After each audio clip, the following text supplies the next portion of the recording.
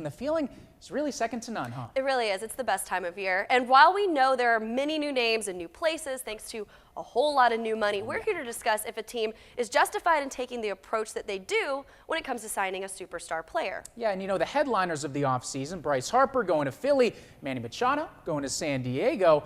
But is the money for them ever truly worth it? Both signing 13-year deals, with Machado raking in $300 million and Harper with $330, enough to add guac to your rice bowl for sure. And then some. You can get extra guac. But it has to make you wonder, do those big deals ever translate to the wins that teams are hoping for? Take Mike Trout, for example.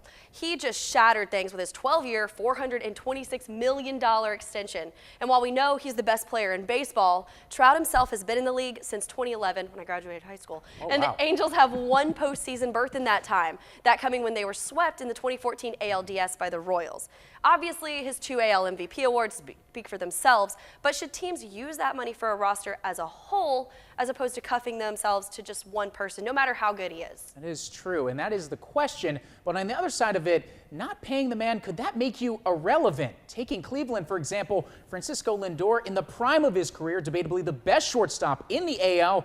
The team doesn't have to worry immediately about Lindor leaving, but when his payday does come up, he could demand a deal of up to 6 times more than what the Indians paid Edwin Encarnacion, which was 3 years and $60 million. And with the help of a calculator, and definitely not my head, that's north of $350 million. But when the topic of keeping him in an Indians uniform came up this past week, Indians owner Paul Dolan said, quote, "Enjoy him. We control him for 3 years. Enjoy him, and then we'll see what happens," end quote. Enjoy him sounds like somebody right before they're about to get rid of someone. It does. Enjoy him while he's here. Take it while you can. Yeah. And as a fan, it seems ridiculous to let a once-in-a-lifetime talent walk away from an organization. But is there really ever a right approach? The Oakland A's, they made the playoffs last year with their 25th highest payroll in baseball, $92 million. To put that in perspective, Mike Trout will make nearly 40% of that just this year alone, with $36 million. Quite a stat. The right approach is up for you to decide, but one thing is for sure, meeting expectations in baseball has become harder than ever before.